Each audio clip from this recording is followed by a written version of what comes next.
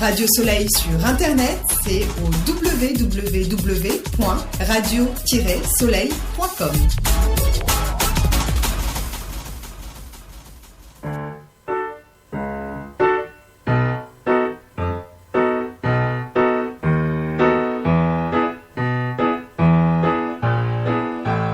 Bonjour à toutes, bonjour à tous, bonjour Hamid, notre metteur en ondes, bonjour Chantal. Bonjour André. Pour ce nouveau numéro de Jeux de scène, l'émission de Radio Soleil consacrée à l'actualité du spectacle vivant en général, mais du théâtre en particulier. Alors, à l'affiche aujourd'hui, je vous parlerai de M comme Médée, que j'ai vu au Théâtre de la Tempête. Je vous parlerai de The Wall, The Pink Floyd's Rock Opera, un opéra inédit en France que j'ai vu au Palais des Congrès. Et je suis retourné à la Tempête pour aller voir Cœur-Poumon. Et je suis allé au Théâtre du Soleil pour aller voir Luce, une adaptation et une mise en scène de Paola Giusti. Et au studio Héberto, j'ai vu Le Bateau pour Lipaïa. Et à l'Opéra National de Paris, Opéra Bastille, j'ai vu Cendrillon, d'après la musique de Jules Massenet. M comme Médée, ça me paraît un grand projet. Alors, bon, c'est pas n'importe quoi, c'est un mythe qui est bien connu, Médée, et puis, bon, ça fait un peu mal parce que la mère qui tue ses deux enfants, c'est jamais très bien vu, ça. Bon, mais c'est un peu le théâtre tragédie grecque, c'est comme ça, c'est la catharsis. Il vaut mieux voir ce spectacle que tuer ses enfants. Donc, et alors, justement, c'est intéressant la façon dont a été repris cette chose-là par Astrid Bahia. En fait, elle s'est inspirée de 7 pièces de théâtre depuis l'Antiquité, en passant par les États-Unis, en passant par de tas de mises en scène. Et elle nous donne ici quelque chose de pluriel, justement. Quelque chose qui n'a pas qu'une seule solution, qui n'est vu que d'un seul point de vue. Et donc on va avoir comme ça une espèce d'ensemble d'acteurs qui vont jouer parfois le même rôle. Il y a au moins 3 actrices qui vont être Médée. Et on a aussi des costumes qui vont nous projeter dans des univers différents.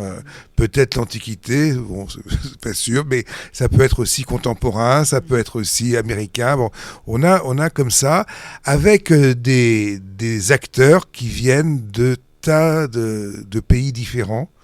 On a beaucoup de variétés et ils ont quand même un point commun, tous ces acteurs, la plupart, c'est qu'ils savent chanter. Et on a comme ça une série de chants a cappella magnifiques. C'est pas si souvent quand le théâtre français nous présente des acteurs qui chantent, qui chantent correctement. Et moi je dis, j'ai été très sensible aussi à ce côté musical, à cette façon de s'emparer de ce mythe. Alors on va suivre, s'il y a quelque chose qui est quand même, on a l'histoire, on commence avec Jason, la toison d'or, je sais pas ce que c'est comme ça, avec le fait qu'elle s'en va, qu'elle va tuer son frère, qu'elle va renier son père, etc., et sans compter d'autres choses. Et ça interroge aussi, évidemment, la relation homme-femme, parce que finalement, Jason, il n'est pas très très bien, quoi. Je veux dire, franchement. Il a abandonné. Et oui, elle fait tout pour lui, elle tue pour lui, et puis au bout du compte, il la laisse tomber pour épouser une fille de riche, si je puis dire, de puissant, fille de Créon. Bon, donc moi j'ai trouvé ça assez intéressant, peut-être pas toujours au top, mais j'ai bien aimé cette façon un petit peu. Au début, j'ai eu peur, je me suis dit, mais il y en a qu'une qui parle, et puis elle doit être Médée du bout à l'autre, etc. Et bon, pas du tout. On a justement, ils sont toujours sur scène, mais justement, la parole va bouger, elle va changer, etc. Et on va avoir des éclairages différents. Donc moi, je trouvais que c'était un spectacle très intéressant, ce M comme Médée, au Théâtre de la Tempête. Chantal, le mur. The Wall. The Wall de Pink Floyd.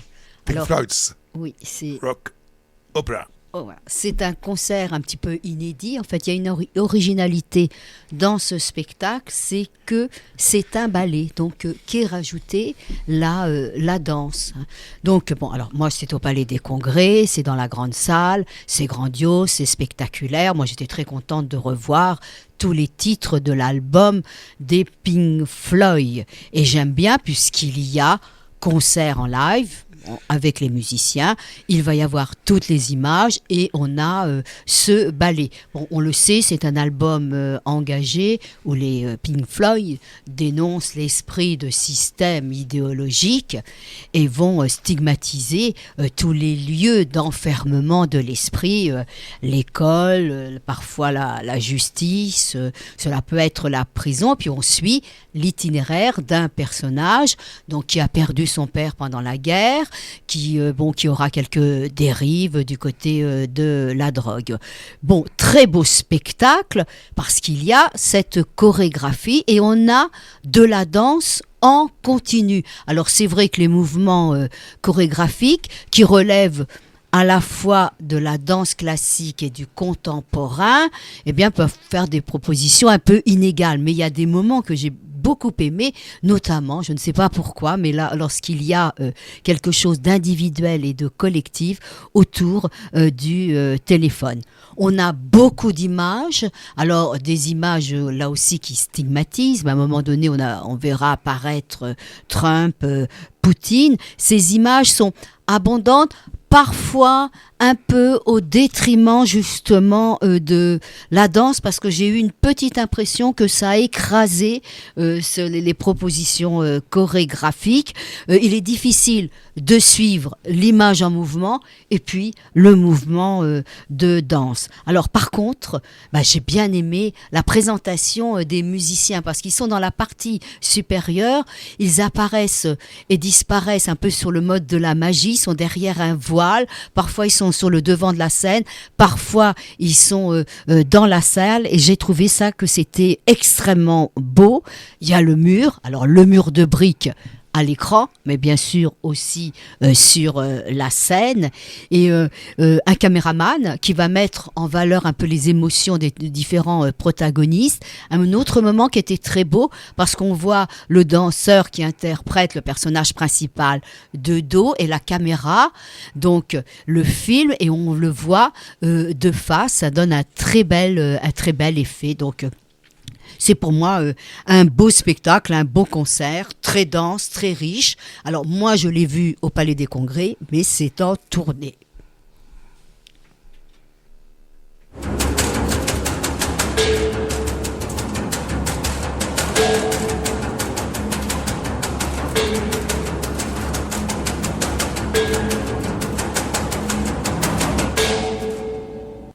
André, toujours la tempête, mais avec Cœur Poumon, texte et mise en scène de Daniela Labbé Cabrera.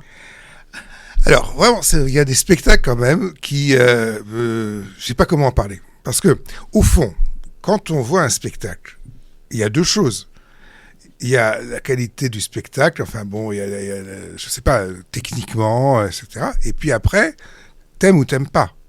C'est comme tu vas manger un petit gâteau, il est peut-être très bien fait, mais c'est pas ton goût.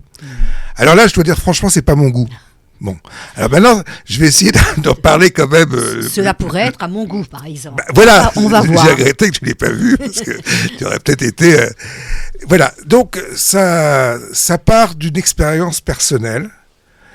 Qui a vécu la metteuse en scène et celle qui a écrit le texte, Daniela Labbé Cabrera, et qui est donc s'est retrouvée à l'hôpital avec son enfant presque nouveau-né, un peu quelques mois, pour une opération chirurgicale du cœur.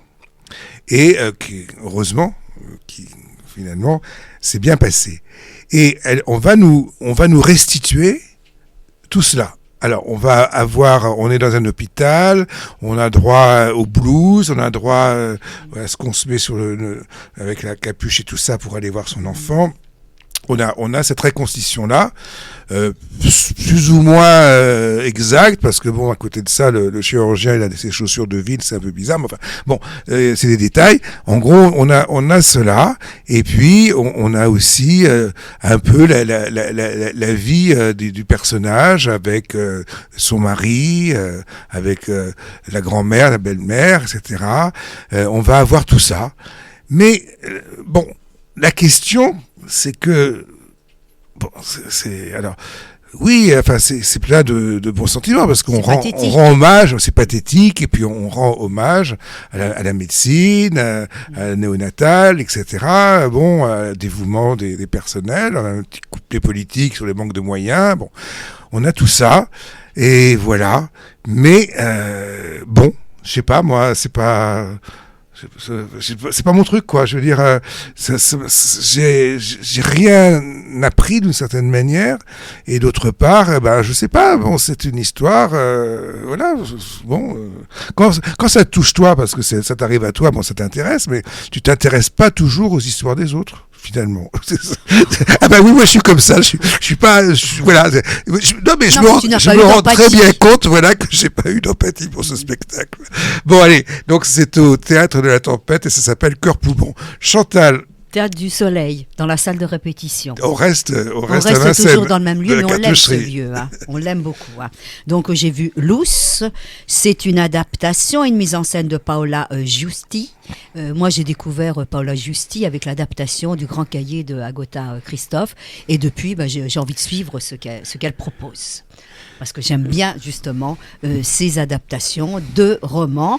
Là, c'est l'adaptation du roman Luce, où il y a pour le roman, donc, pardon, Luce, ou Le Temps sauvage d'Elsa Osorio, qui est une autrice argentine et qui traite de la question des disparus pendant la dictature d'Argentine. Alors, le roman ne parle pas que du point de vue des mères, des grands-mères qui recherchaient leurs fils ou petits-enfants pendant cette dictature.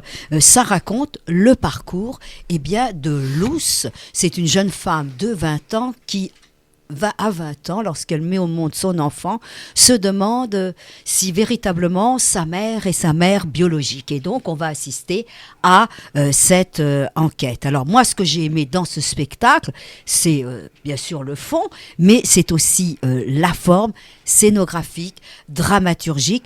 Pourquoi ? Parce que, en fait, ça dépasse complètement l'aspect narratif et puis ça repose sur des effets de surprise. Alors, ça commence de manière très pyrandélienne. Alors, la metteuse en scène, Paola Giusti, dans un prologue, vient nous expliquer un peu le contexte, un peu ses motivations, et voilà que surgissent des acteurs, personnages, qui revendiquent le droit de représenter l'histoire de Luce. Ils sont déjà grimés, ils sont déjà costumés avec des perruques, et ça, c'est vraiment un joli début. Donc, ça ne sera jamais une représentation naturaliste. Et pourquoi ? Eh bien parce que certains personnages vont être présentés par des marionnettes. À un moment donné, un général et sa femme sont des petites marionnettes, mais ça apparaît dans le sac à dos que porte la protagoniste principale, Luce. Il y aura aussi de grandes marionnettes, simplement le visage, mais bien représenté. Et puis le corps, c'est du textile. Et ces marionnettes, elles ont un effet de distanciation, elles ont un effet de tragique, c'est vraiment très bien. Les acteurs qui sont bien sûr des manipulateurs de marionnettes, mais aussi des manipulateurs de décors pour créer des situations, ont leur propre individualité de personnages, jouent très bien, ils sont parfois éclairés à la lampe électrique. Je trouve que tout est construit avec du rythme pour que tout soit mis en situation, tout ça de manière artisanale, mais il y a véritablement une âme dans ce récit, un petit bout de tissu, et on projette des vues de Paris ou des images d'archives d'Argentine. Donc vraiment, j'ai beaucoup aimé la variété des choix scénographiques. Un personnage qui apparaît d'abord parce qu'il est le méchant, et donc il apparaît, on l'appelle la bête, il apparaît en ombre chinoise. Donc un très beau spectacle qui surprend par ses dévoilements et aussi par toutes ses propositions de tableaux scéniques. Donc, allez dans la salle de répétition à la Cartoucherie du Soleil.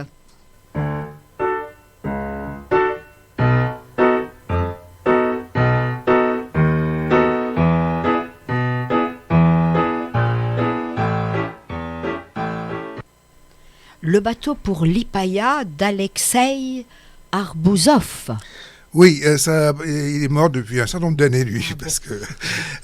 J'ai cru que c'était qu'il était ouais, contemporain. c'est un peu le contraire de l'autre, parce que j'ai bien aimé, sans savoir si c'était très bien, mais enfin, moi, je pense que ça m'a plu. Est-ce que ça plairait à des jeunes? Non, c'est un truc de vieux, quoi. C'est un truc de vieux. Et moi, maintenant que je suis un peu vieux, j'aime bien... est-ce que quand j'avais l'âge où peut-être ça s'est donné la première fois, enfin à peu près dans les années 50, 60, enfin non, 70, qu'est-ce que ça raconte? Ça raconte quelque chose qui est complètement passé. Ça raconte comment est-ce que on se reconstruit, ou est-ce que l'amour est encore possible quand on est vieux, dans les années 50, après la Seconde Guerre mondiale, et qu'on a perdu, d'une certaine manière, peut-être l'être aimé, peut-être... voilà, et qu'on est complètement... finalement... Parce que quand il écrit ça, Arbouzov, il est pas tout jeune. Hein, il a au moins 60, 70, il écrit ça. Et il est là à se demander, est-ce que on peut encore aimer? Alors c'est l'histoire d'un homme et d'une femme, là, qui sont... lui, il est médecin psychiatre, il gère une sorte de sanatorium psychiatrique. Elle est là pour des soins, soi-disant. Lui, il est enfermé dans sa solitude. On va apprendre au fur et à mesure qu'il a perdu la femme aimée. Est-ce que il peut faire le deuil au point de retrouver de l'amour à l'âge qu'il a? Voilà. Donc, tu vois un peu le truc. Oui, mais les abandons et les ruptures, c'est oui. quelque Alors, chose. d'abord, en plus, il y a deux acteurs quand même assez formidables. Hein. Je ne sais pas si tu as entendu parler de Bérengère Dautun, mais bon, Société de la Comédie Française. Bon, voilà. Et puis Emmanuel de Chartres. C'est certain que au niveau d'acteurs, ils peuvent porter n'importe quel texte. Ils peuvent porter n'importe quel texte. Donc c'est ça. C'est ce que eux, il n'y a pas de problème. Le spectacle, il est super. Mais est-ce que... Alors, ce que je me dis... Bon, voilà. Moi, j'ai bien aimé ça parce que j'ai un certain âge. Est-ce que les jeunes... Alors, je me dis que moi, en tant que jeune, j'aurais pas du tout aimé. Mais je pense que les jeunes d'aujourd'hui sont plus tolérants quand même que ceux des années 70. Donc, voilà. C'est quand même assez intéressant. Enfin, moi, ça m'a intéressé. Ça s'appelle Le bateau pour Lipaïa et c'est au Studio Hébertot. Chantal, on termine par Cendrillon. C'est de l'opéra? Oui, c'est de l'opéra, puis c'est le conte de fées en 4 actes et 6 tableaux. La musique de Jules Massenet, 1842-1912, livré de Henri Quint, et c'est d'après Charles Perrault. Mais tout ce que j'ai aimé, moi, dans cet opéra, c'est tout ce qui s'écarte du conte de Perrault. Hein, donc c'est ce que j'ai aimé. Alors quels sont tous ces écarts, quelles sont ces distanciations? Alors d'abord ça se passe au 19e siècle et donc on a sur scène une grosse machinerie qui représente une usine. Alors on est à l'ère industrielle et cette usine elle va devenir complètement féerique quand il y aura l'apparition de la fée, hein, pour Cendrillon, accompagnée de ces elfes, etc., de ces esprits. C'est extrêmement joli. Alors là, dans le livret, il y a le père de Cendrillon. Le père de Cendrillon qui est un père aimant, qui aime sa fille, malheureusement, eh bien la marâtre, elle est surtout une mégère, une femme, une épouse puissante, et le père a du mal à exprimer justement cette tendresse vis-à-vis de Cendrillon, et c'est là tout l'enjeu. Autre écart, le prince est joué par une chanteuse. Ça m'a pas tellement gêné, pourquoi pas. Et par contre, quand elle apparaît, elle est dans une tenue un petit peu sauvageonne, elle a une chemise, des tennis rouges, un pantalon blanc, mais on ressent bien l'aspect un peu romantique. C'est le prince, c'est quelqu'un de sensible. Cendrillon, c'est une chanteuse lyrique noire qui chante, Janine de Bic. Là, ça pose pas de problème parce que c'est complètement transcendé par vraiment par la belle voix. Donc, et curieusement, j'ai ressenti une mise en scène un peu plus satirique. Moi, j'ai ri un peu. Bon, il n'y avait pas tellement de gens qui riaient quand même lors de ce spectacle, mais moi, j'ai été sensible à l'aspect un petit peu moqueur par rapport à ces bourgeois du 19e siècle. Moi, j'aime aller à l'opéra. Certes, je fais une critique un peu plus théâtrale que musicale, mais j'aime l'opéra parce qu'il y a beaucoup de monde sur scène, puisqu'il y a les chœurs de l'opéra et qu'on a de très belles tenues.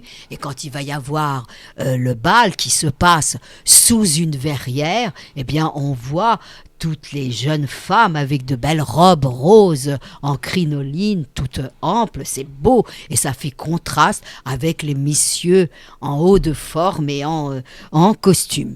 Et puis une scénographie qui est belle parce qu'avant chaque acte, il y a une sorte de cartouche avec un petit film animé en noir et blanc qui relève du muet et qui résume un peu tout ce qu'on va voir dans cet opéra. Donc, j'ai dit que le prince était joué par une femme et la chef d'orchestre, c'est Paola Murii qui... pardon, je fais une erreur. Paola Murii, c'est le prince. Pardon, excusez-moi. Et c'est Kerry Lynn Wilson qui est la chef d'orchestre. Donc, vous voyez, c'est grâce à tous ces petits écarts que vraiment j'ai passé une très belle soirée à l'Opéra de Paris. Sachez qu'il y a toujours à l'Opéra des dernières places pas chères. Bien sûr, on peut être placé assez haut, 3e galerie, mais vous connaissez le principe du public. Si les places ne sont pas toutes prises, il peut y avoir resserrement. Et puis un bon spectacle, c'est beau de partout, ça c'est sûr. Moins confortable, mais beau de partout.